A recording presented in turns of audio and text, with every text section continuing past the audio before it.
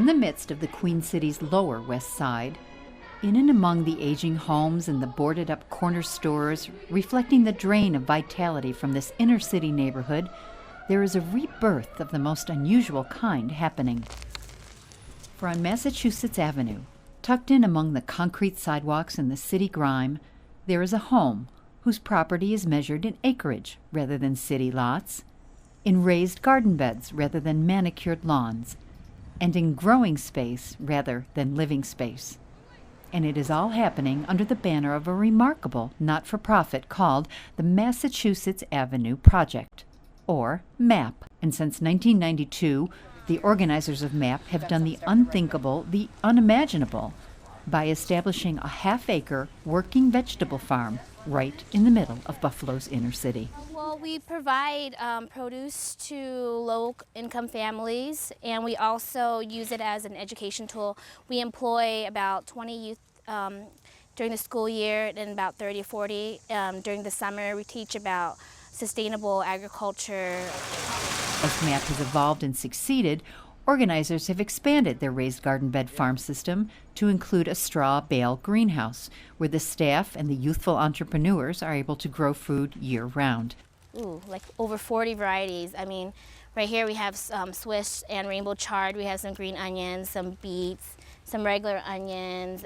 We have some celery, carrots, baby carrots, collard greens, mixed lettuce, blueberries are coming. We had cherries earlier this season. As an ahead-of-the-curve measure of MAP's success, all 40 of the various vegetables and herbs harvested at the Massachusetts Avenue Farm are organically grown, and all aspects of the urban farm's operation, from heat and light to water, are based on growing green.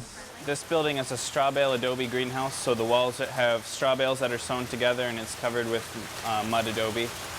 It's 8 times better at insulating than traditional insulation. It's very warm in here. In February it was 120 degrees in here.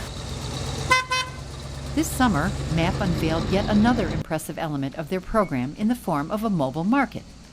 Basically, it's a retrofitted 1979 26-foot Winnebago motorhome.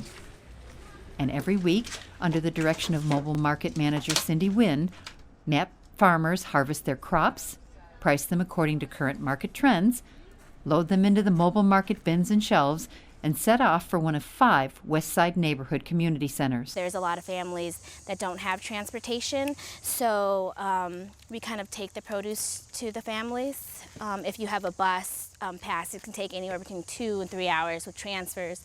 And if you have families, then you're kind of limited to what you can carry on your arms. So most people, and especially in this neighborhood, there's only corner stores nearby which don't carry fresh produce.